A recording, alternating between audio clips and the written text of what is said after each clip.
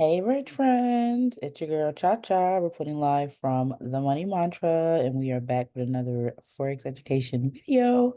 I created this channel to help you guys learn how to become independent and profitable traders because this is such a great skill to have. So, I do want to welcome everybody to my channel. If you are a new subscriber, welcome. I hope you have been enjoying the vibe so far. And if this is your first video, I do hope that you walk away learning something. If you are returning, welcome back. You already know we are going to do a trade breakdown where I show you guys how a trade played out, what was my mindset when I got into the trade, and things you should look for in your own trading as well. So if you guys are interested in learning how to become a Forex trader, you should subscribe to the channel and make sure you check out my quick videos playlist. So in today's video, we are going to be going over a Euro USD trade that I dropped in the chat on January 11th, 2024, and it was recommended for a sell. Now, I always give my students options to get into the trade for market execution or to set a pending order.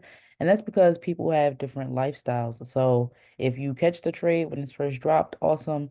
But if not, you will be able to re-enter once the market retests. So I do like to drop pending orders and give them the option to do that.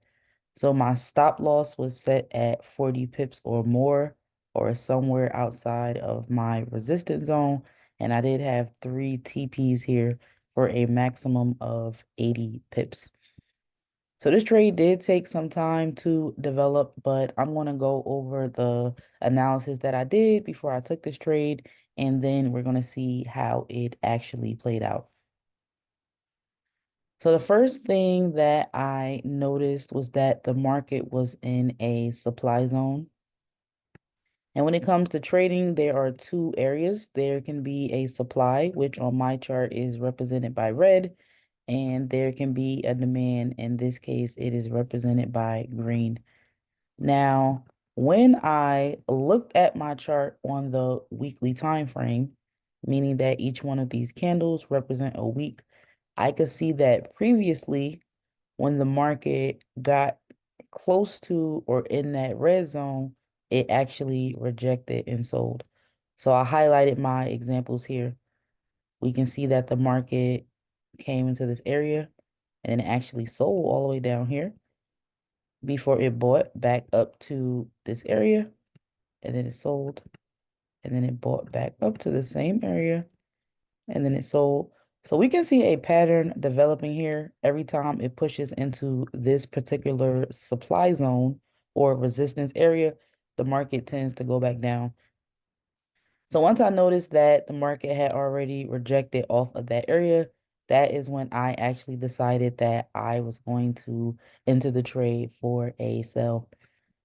Now, when I set up my demand area or the area where I was going to take my profit, I used where the market had sold down to and rejected off of before.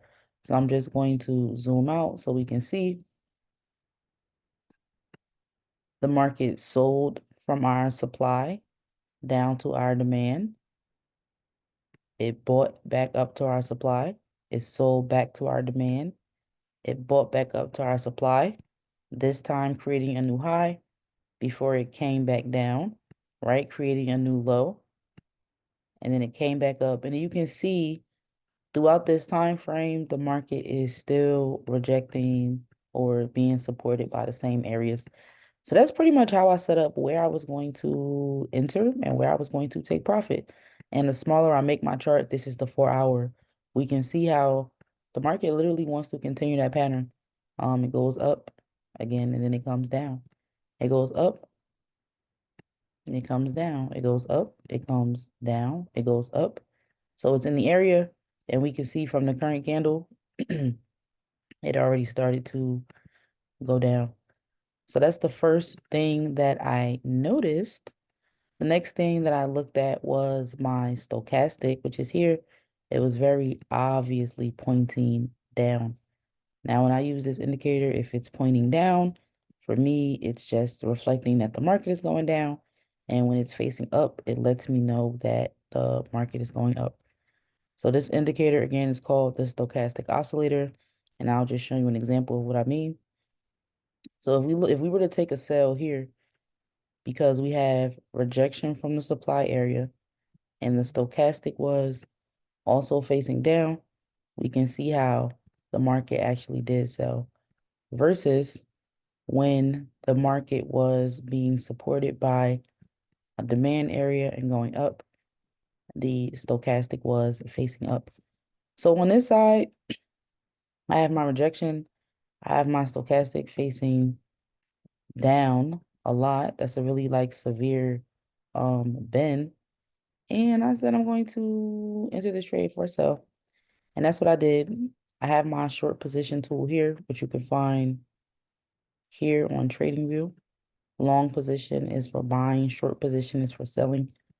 And you pretty much just drag it. The red area would be when you're out of profit and where your stop loss will be. And the green area would be your profit zone. So we're going to go ahead and play this trade out. We're going to see what happened. We can see again, it came back up to that zone again before it actually continued to sell. And we can see it's actually still on its way down. Again, I did have 3 TPs on this trade, so we can see TP1 was hit at this level for 40 pips. TP2 was hit at this level for 60 pips, but we can actually see how this is now our new demand area.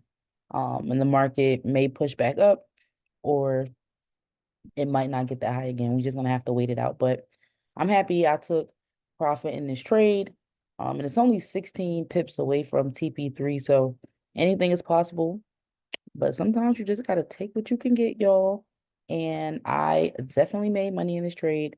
And if you were one of my students, then you would have made money in this trade too. So if you are interested in personal mentorship or joining my structured learning program with a community full of other traders, you can register for that information down below. And yeah, I'll also tag the video on how to use the Money Mantra app if you just want more information before you bite the bullet and decide to register. So that's all I have for you guys today. Until next time.